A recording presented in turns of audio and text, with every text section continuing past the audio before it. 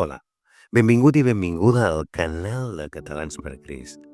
Si després de veure aquest devocional t'animes, deixa'ns un comentari. Estem desitjant poder interactuar amb tu a través dels teus comentaris. Moltes gràcies. Avui vinc a compartir amb tu uns versets que trobem a l'Evangeli de Marc, capítol 4. Els versets són del 37 al 40 i diu així la paraula de Déu. Aleshores s'aixecà un gran temporal de vent i les onades embestien la barca, tant que ja s'omplia d'aigua.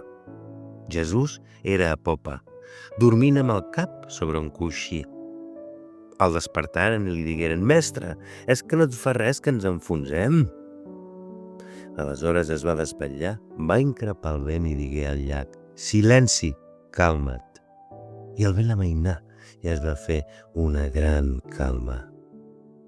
I els digué: «Per què teniu tanta por? Com és que no teniu fe?» Qui no travessa tempestes en la vida? Sabem per la paraula de Déu que Jesús mateix és amb nosaltres tots els dies fins a la fi del món. I aquest passatge d'avui ens mostra l'actitud que pren Jesús davant les nostres tempestes. No sé si alguna vegada a la teva vida t'ha tocat estar al control d'una situació envoltat de persones i haver de ser qui mantingués la calma i la confiança perquè la resta estigués tranquil·la. A Jesús sí. Això és el que va voler ensenyar Jesús al seu grup de deixebles, que veien com tot fora de la barca s'ensorrava. Com afrontar les tempestes a la vida. Dins de la barca, dins de la seva pròpia vida, tot estava en calma i no hi havia cap perill. Jesús descansava plàcidament en els braços del seu pare. Ell no havia de morir en una barca. El seu propòsit era més gran, com bé ja saps. Fora de la barca, tot era un caos i la tempesta amenaçava amb el pitjor dels escenaris possibles. Tots ofegats, fins i tot el mateix Messies. Això degueren de pensar, i el pànic va créixer entre el grup. Però no, Jesús dormia. Quan finalment van despertar el mestre, ell va calmar amb la seva autoritat tot allò que havia provocat que aquella tempesta aparegués. Allò invisible i espiritual va ser emmudit, i les seves paraules també van donar pau i calma als seus deixebles. Silenci i calma. Tota aquesta situació va portar els deixebles a una pregunta reflexiva que només Jesús sabia fer i els va convidar a analitzar la situació. La paraula de Déu avui ens convida a fer exactament el mateix a la nostra vida. Desconec com està l'exterior de la teva barca avui. No sé si la tempesta comença just ara, enfosquint el cel, o si ja fa molt de temps que el cel és fosc i sacseja la teva barca perquè caiguis al mar. No sé com t'afecta això a nivell emocional ni quins són els teus nivells d'ansietat en el moment que escoltes aquest devocional. Com molts de vosaltres, jo estic ja doctorat en ansietat. Conec de sobres què és i des de la meva tendra infància l'ansietat ha estat un company de viatge gairebé inseparable. Reconec que en algunes èpoques de la meva vida he necessitat suport farmacològic per suportar tempestes que no cessaven. Vaig fer cursos formatius sobre aquest mal pandèmic que colpeja amb força la societat. La por, tal com la coneixem, ens acompanya des del mateix moment en què Eva i Adam van menjar la poma, ja que un cop varen menjar el fruit prohibit, van tenir por. Les tempestes que intenten sacsejar-nos de la barca i que són molt fortes en algunes etapes del viatge cap a la riba tenen diversos orígens, però finalment són sempre tempestes. I Déu coneix perfectament aquest fet. Sap que la por, el temor, el pànic, l'ansietat o com vulguis anomenar-ho és l'estat emocional més gran en què l'ésser humà navega.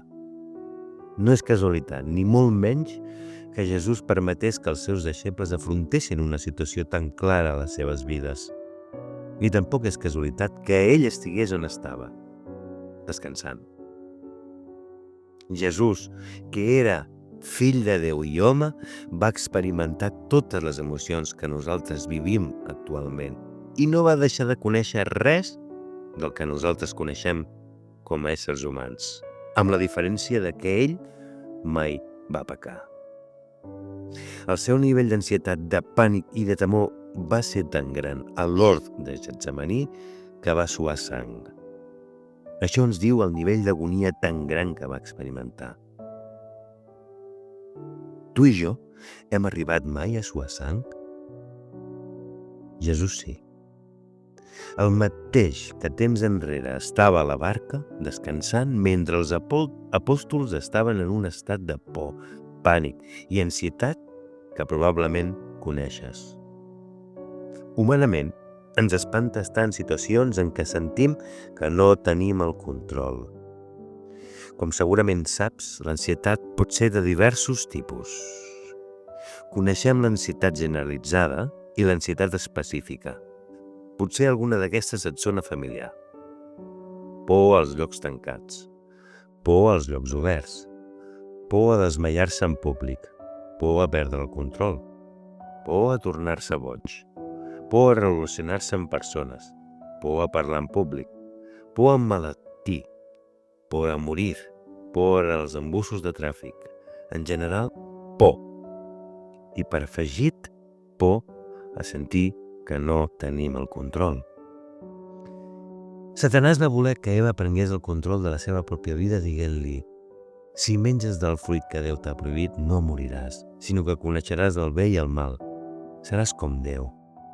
Automàticament vam conèixer la diferència entre el bé i el mal, i aquesta promesa de tenir el control ens va portar justament al contrari.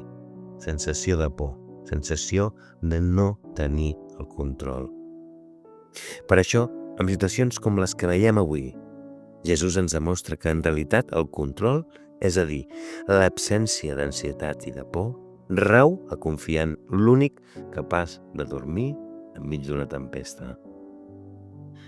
Un detall. Saps que a la Bíblia apareix la frase "no tinguis por" 365 vegades?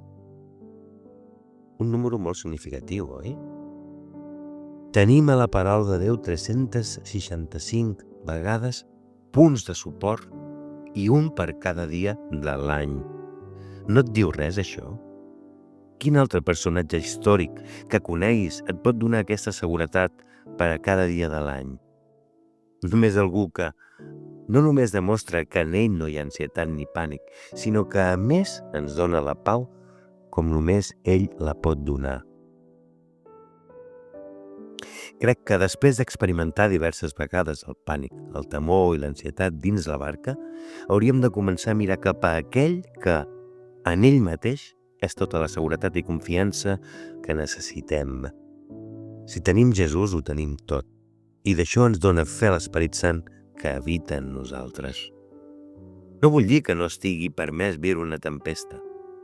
El que Déu vol dir és que enmig de la tempesta, que vindrà, simplement aprenguem a base de tempestes a confiar en l'únic que pot descansar enmig d'elles.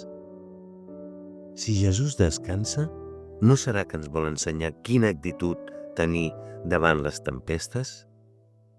I recordem que, arribat el moment, ell mateix dirà silenci, calma, i tot cessarà. Per fe.